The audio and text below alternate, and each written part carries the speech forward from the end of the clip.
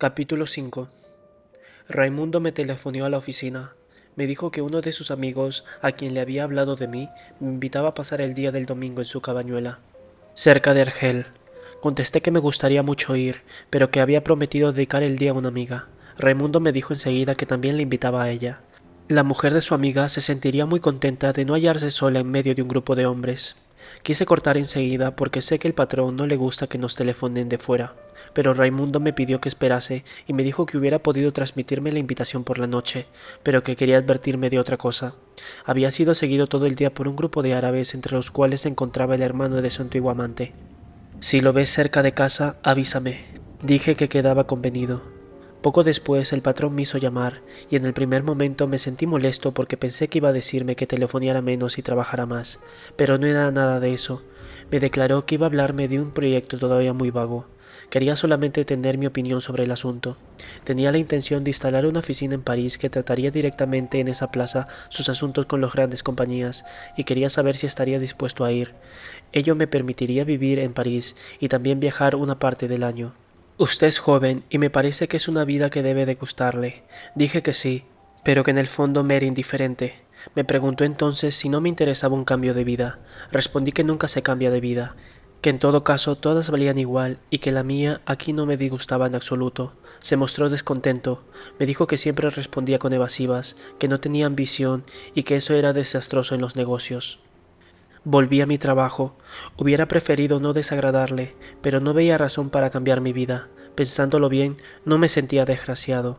Cuando era estudiante había tenido muchas ambiciones de ese género, pero cuando debí abandonar los estudios comprendí muy rápidamente que no tenían importancia real. María vino a buscarme por la tarde y me preguntó si quería casarme con ella. Dije que me era indiferente y que podríamos hacerlo si lo quería. Entonces quiso preguntarme si la amaba. Contesté como ya lo había hecho otra vez, que no significaba nada, pero que sin duda no la amaba. ¿Por qué entonces casarte conmigo?, dijo. Le expliqué que no tenía ninguna importancia y que si lo deseaba podíamos casarnos. Por otra parte, era ella quien le podía, y yo me contentaba con decir que sí. Observó entonces que el matrimonio era una cosa grave. Respondí no. Calló un momento y me miró en silencio.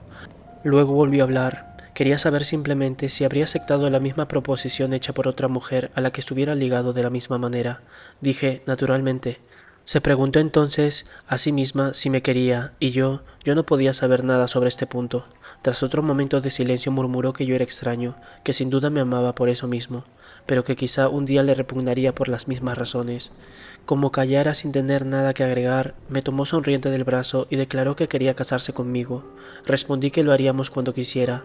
Le hablé entonces de la proposición del patrón, y María me dijo que le gustaría conocer París. Le dije que había vivido allí en otro tiempo, y me preguntó cómo era. Le dije, es sucio, hay palomas y patios oscuros, la gente tiene la piel blanca. Luego caminamos y cruzamos la ciudad por las calles importantes. Las mujeres estaban hermosas y pregunté a María si lo notaba. Me dijo que sí y que me comprendía. Luego no hablamos más. Quería, sin embargo, que se quedara conmigo y le dije que podríamos cenar juntos en el restaurante de Celeste. A ella le agradaba mucho, pero tenía que hacer. Estábamos cerca de mi casa y le dije adiós. Me miró. ¿No quieres saber qué tengo que hacer?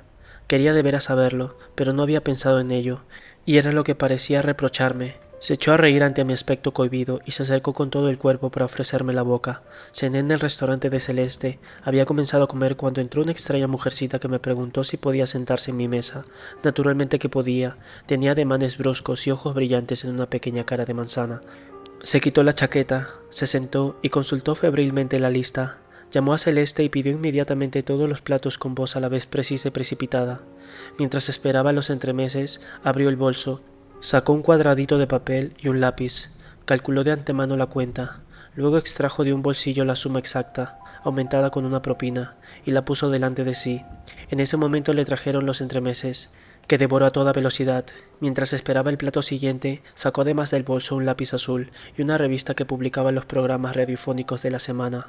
Con mucho cuidado señaló, una por una, casi todas las audiciones. Como la revista tenía una docena de páginas, continuó minuciosamente este trabajo durante toda la comida.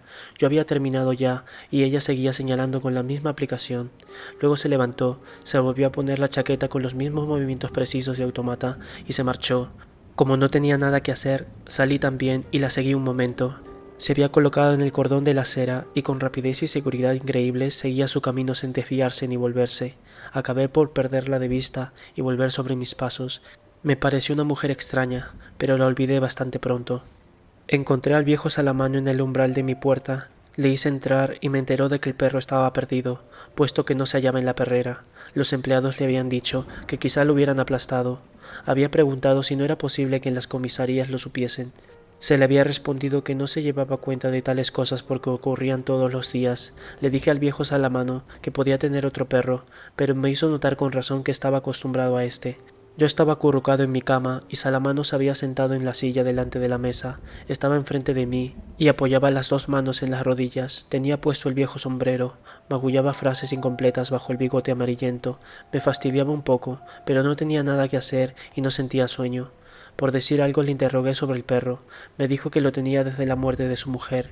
Se había casado bastante tarde. En su juventud tuvo intención de dedicarse al teatro. En el regimiento representaba en las zarzuelas militares, pero había entrado finalmente en los ferrocarriles y no lo lamentaba porque ahora tenía un pequeño retiro. No había sido feliz con su mujer, pero, en conjunto, se había acostumbrado a ella. Cuando murió se había sentido muy solo. Entonces había pedido un perro a un camarada del taller y había recibido aquel. Apenas recién nacido, había tenido que alimentarlo con mamadera, pero como un perro vive menos que un hombre, había concluido por ser viejos al mismo tiempo. Tenía mal carácter, me dijo Salamano. De vez en cuando nos tomábamos el pico, pero a pesar de todo era un buen perro. Dije que era de buena raza y Salamano se mostró satisfecho. Y eso, agregó, que usted no lo conoció antes de la enfermedad. El pelo era lo mejor que tenía. Todas las tardes y todas las mañanas, desde que el perro tuvo aquella enfermedad de la piel, Salamano le ponía una pomada, pero según él, su verdadera enfermedad era la vejez, y la vejez no se cura. Bostecé y el viejo me anunció que iba a marcharse. Le dije que podía quedarse y que lamentaba lo que le había sucedido al perro. Me lo agradeció, me dijo que mamá quería mucho al perro. Al referirse a ella, la llamaba su pobre madre. Suponía que debía sentirme muy desgraciado desde que mi madre murió, pero no respondí nada. Me dijo entonces, muy rápidamente y con aire molesto, que sabía que en el barrio me habían juzgado mal porque había puesto a mi madre en el asilo, pero él me conocía y sabía que quería mucho a mi mamá. Respondí, aún no sé por qué, que hasta ese instante ignoraba que se me juzgase mal a este respecto, pero que el asilo me había parecido una cosa natural desde que no tenía bastante dinero para cuidar a mamá. Por otra parte, agregué, hacía mucho tiempo que no tenía nada que decirme y que se aburría sola. Sí, me dijo, y en el asilo por lo menos se hacen compañeros. Luego se disculpó, quería dormir. Su vida había cambiado ahora y no sabía exactamente qué iba a hacer.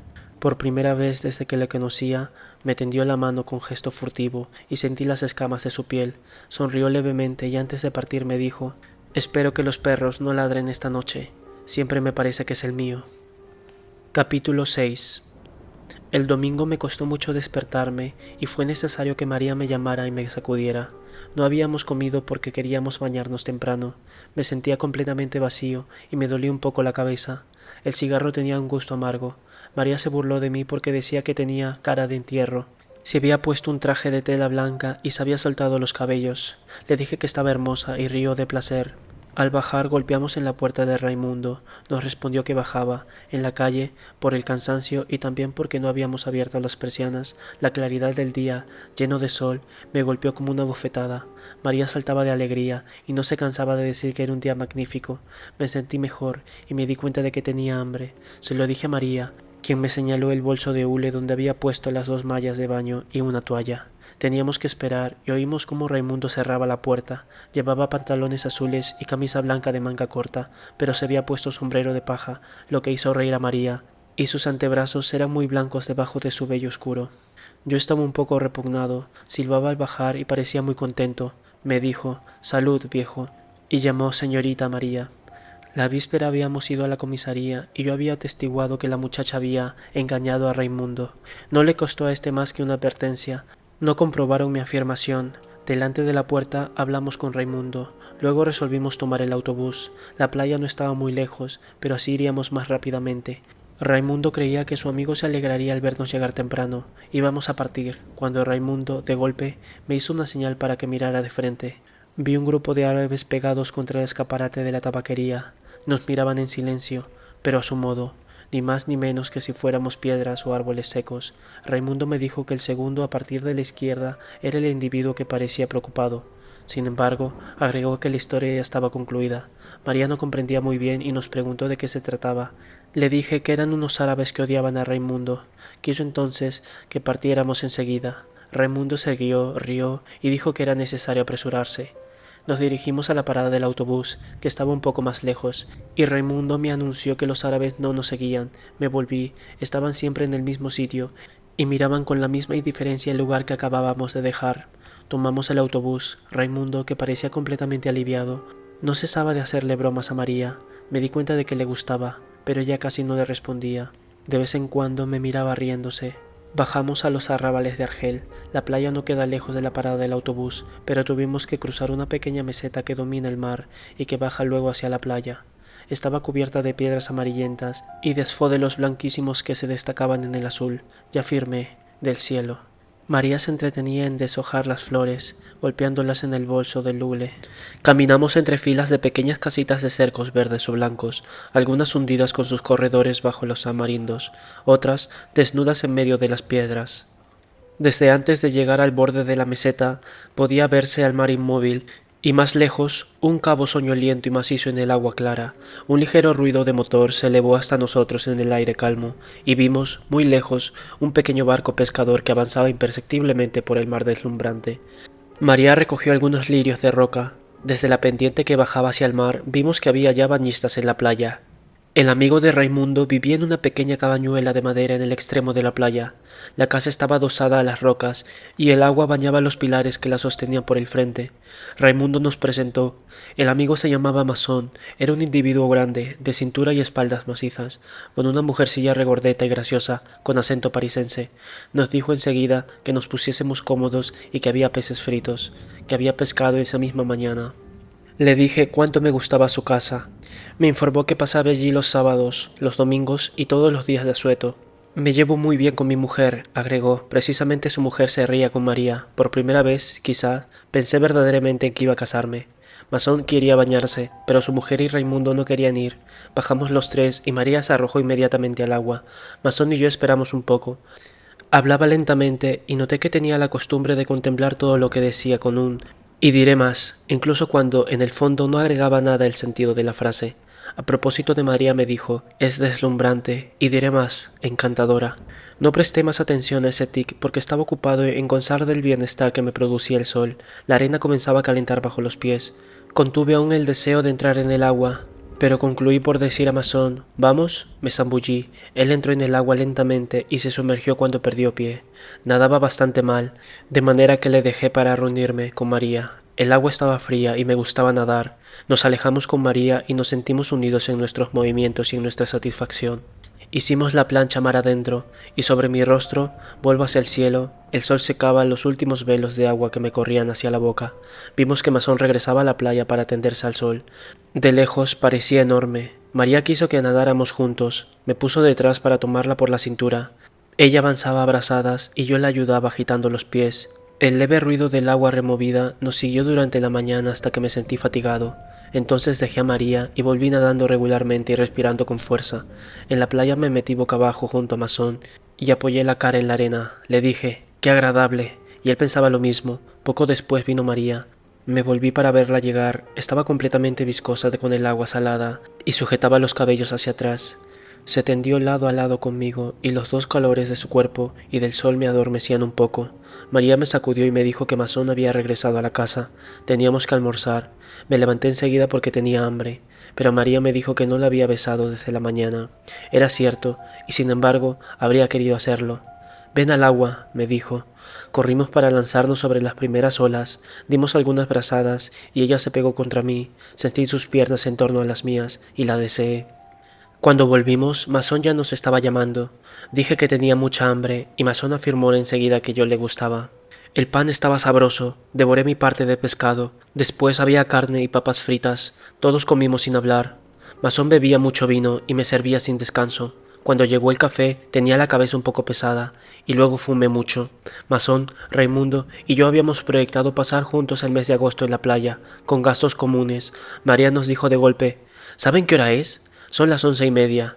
Quedamos todos asombrados, pero Masón dijo que habíamos comido muy temprano y que era lógico, porque la hora del almuerzo es la hora en la que se tiene hambre. No sé por qué aquello hizo reír a María. Creo que había bebido un poco de más. Masón me preguntó entonces si quería pasear con él por la playa. Mi mujer siempre duerme la siesta después de almorzar. A mí no me gusta hacerlo. Tengo que caminar. Siempre se lo digo que es lo mejor para la salud. Pero, después de todo, tiene derecho a hacerlo. María declaró que se quedaría para ayudar a la señora de Masón a lavar la vajilla. La pequeña parisense dijo que para eso era necesario echar a los hombres. Bajamos los tres. El sol caía casi a plomo sobre la arena y el resplandor en el mar era insoportable. Ya no había nadie en la playa. En las cabañuelas que bordeaban la meseta, suspendidas sobre el mar, se oían ruidos de platos y de cubiertos. Se respiraba apenas en el calor de piedra que subía desde el suelo. Al principio Raimundo y Masón hablaron de cosas y personas que yo no conocía. Comprendí que hacía mucho que se conocían y que hasta habían vivido juntos en cierta época. Nos dirigimos hacia el agua y caminamos por la orilla del mar. De vez en cuando, una pequeña ola más larga que otra venía a mojar nuestros zapatos de lona. Yo no pensaba en nada porque estaba medio amodorrado con tanto sol sobre la cabeza desnuda. De pronto, Raimundo dijo a Masón algo que no oí bien, pero al mismo tiempo divisé en el extremo de la playa, y muy lejos de nosotros, a dos árabes de Albornoz que venían a nuestra dirección. Miré a Raimundo y me dijo, «Es él». Continuamos caminando. Masón preguntó cómo habrían podido seguirnos hasta allí. Pensé que debían de habernos visto tomar el autobús con el bolso de playa, pero no dije nada.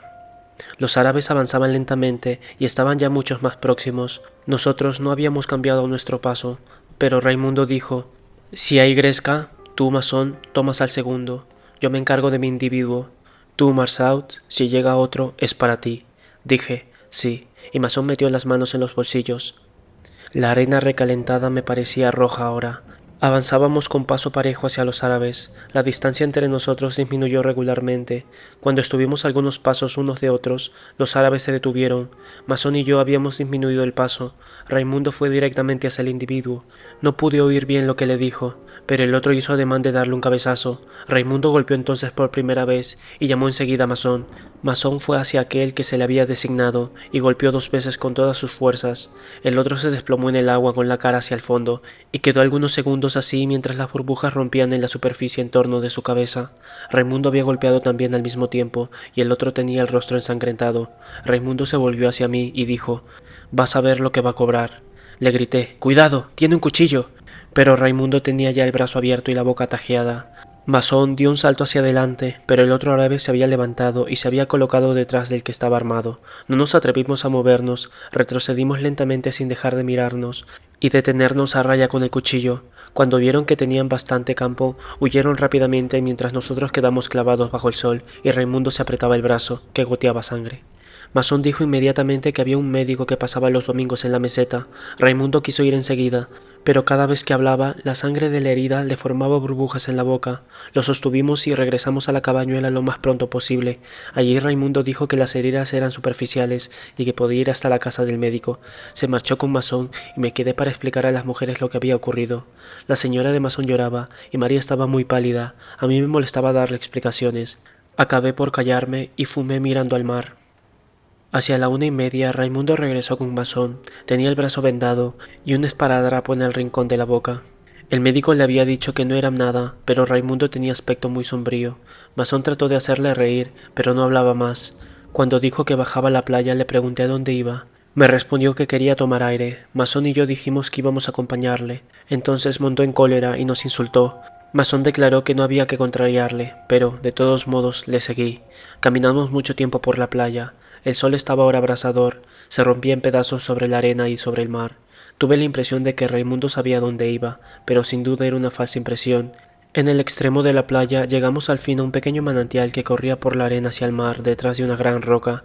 Allí encontramos a dos árabes. Estaban acostados con los grasientos albornoces. Parecían enteramente tranquilos y casi apaciguados. Nuestra llegada no cambió nada. El que había herido a Raimundo le miraba sin decir nada. El otro soplaba una cañita y mirándonos de reojo repetía sin cesar las 3 notas que sacaba del instrumento. Durante todo este tiempo no hubo otra cosa más que el sol y el silencio con un leve ruido de manantial y las 3 notas. Luego Raimundo echó mano al revólver de bolsillo, pero el otro no se movió y continuaron mirándose. Noté que el que tocaba la flauta tenía los dedos de los pies muy separados. Sin quitar los ojos de su adversario, Raimundo me preguntó, «¿Lo tumbo?». Pensé que si le decía que no, se excitaría y seguramente tiraría. Me limité a decirle, todavía no te he hablado, sería feo tirar así. En medio del silencio y del calor se oyó aún un leve ruido del agua y de la flauta. Luego Raimundo dijo, entonces voy a insultarlo, y cuando conteste, lo tumbaré. Le respondí, así es, pero si no saca el cuchillo no puedes tirar. Raimundo comenzó a excitarse un poco, el otro tocaba siempre, y los dos observaban cada movimiento de Raimundo. No, dije a Raimundo, tómalo de hombre a hombre y dame el revólver. Si el otro interviene o saca el cuchillo, yo lo tumbaré. Cuando Raimundo me dio el revólver, el sol resbaló encima. Sin embargo, quedamos aún inmóviles como si todo se hubiera vuelto a cerrar en torno de nosotros. Nos mirábamos sin bajar los ojos y todo se detenía aquí entre el mar, la arena y el sol, el doble silencio de la flauta y del agua. Pensé en ese momento que se podía tirar o no tirar y que lo mismo daba, pero bruscamente los árabes se deslizaron retrocediendo y desaparecieron detrás de las rocas. Raimundo y yo volvimos entonces sobre nuestros pasos, parecía mejor y habló del autobús de regreso. Le acompañé hasta la cabañuela, y mientras trepaba por la escalera de madera quedé delante del primer peldaño, con la cabeza resonante de sol, desanimado ante el esfuerzo que era necesario hacer para subir el piso de madera y hablar otra vez con las mujeres, pero el calor era tal que me resultaba penoso también permanecer inmóvil bajo la encegadora lluvia que caía del cielo. Quedar aquí o partir, lo mismo daba. Al cabo de un momento volví hacia la playa y me puse a caminar. Persistía el mismo resplandor rojo, sobre la arena el mar jadeaba con la respiración rápida y ahogada de las olas pequeñas. Caminaba lentamente hacia las rocas y sentía que la frente se me hinchaba bajo el sol, todo aquel calor pesaba sobre mí y se oponía a mi avance. Y cada vez que sentía el poderoso soplo cálido sobre el rostro, apreté los dientes, cerraba los puños en los bolsillos del pantalón, me ponía tenso todo entero para vencer al sol y a la opaca embriaguez que se derramaba sobre mí. Las mandíbulas se me crispaban ante cada espada de luz surgida de la arena, de la conchilla blanqueada o de un fragmento de vidrio. Caminé largo tiempo, veía desde lejos la pequeña masa oscura de la roca rodeada por un halo deslumbrante por la luz y el polvo del mar. Pensaba en el fresco manantial que nacía detrás de la roca. Tenía deseos de oír de nuevo el murmullo del agua, deseos de oír del sol, del esfuerzo y de los llantos de mujer, deseos, en fin, de alcanzar la sombra y su reposo. Pero cuando estuve más cerca vi que el individuo de Raimundo había vuelto. Estaba solo. Reposaba sobre la espalda, con las manos bajo la nuca, la frente en la sombra de la roca, todo el cuerpo al sol. El albornoz humeaba en el calor. Quedé un poco sorprendido, para mí era un asunto concluido y había llegado allí sin pensarlo. No bien me vio, se incorporó un poco y puso la mano en el bolsillo. Yo, naturalmente, empuñé el revólver de Raimundo en mi chaqueta. Entonces se dejó caer de nuevo hacia atrás, pero sin retirar la mano del bolsillo. Estaba bastante lejos de él, a una decena de metros. Adivinaba su mirada por instantes, entre los párpados entornados. Pero más a menudo su imagen danzaba delante de mis ojos en el aire inflamado. El ruido de las olas parecía aún más perezoso, más inmóvil que a mediodía. Era el mismo sol, la misma luz sobre la misma arena que se prolongaba aquí. Hacía ya 2 horas que el día no avanzaba, 2 horas que había echado el ancla en un océano de metal hirviente. En el horizonte pasó un pequeño navío que hube de adivinar de reojo, la mancha oscura porque no había cesado de mirar al árabe. Pensé que me bastaba dar media vuelta y todo aquello concluiría. Pero toda una playa vibrante de sol apretábase detrás de mí. Di algunos pasos hacia el manantial. El árabe no se movió. A pesar de todo, estaba todavía bastante lejos. Parecía reírse, quizás por el efecto de las sombras sobre el rostro. Esperé. El ardor del sol me llegaba hasta las mejillas y sentí las gotas de sudor amontonándoseme en las cejas. Era el mismo sol del día en que había enterrado a mamá, y como entonces, sobre todo me dolían la frente y todas las venas juntas bajo la piel.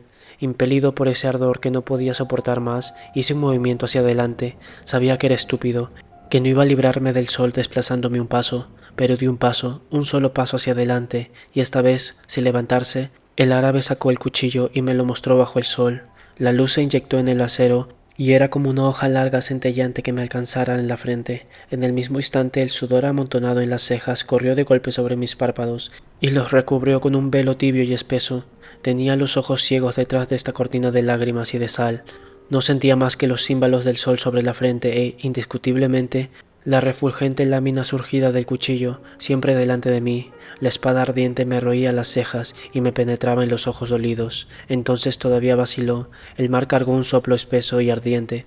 Me pareció que el cielo se abría en toda su extensión para dejar que lloviera fuego. Todo mi ser se distendió y crispé la mano sobre el revólver. El gatillo cedió. Toqué el vientre pulido de la culata y allí, con el ruido seco y ensordecedor, todo comenzó. Sacudí el sudor y el sol, comprendí que había destruido el equilibrio del día, el silencio excepcional de una playa en la que había sido feliz. Entonces, tiré aún 4 veces sobre un cuerpo inerte en el que las balas se hundían sin que se notara, y era como 4 breves golpes que daban la puerta de la desgracia.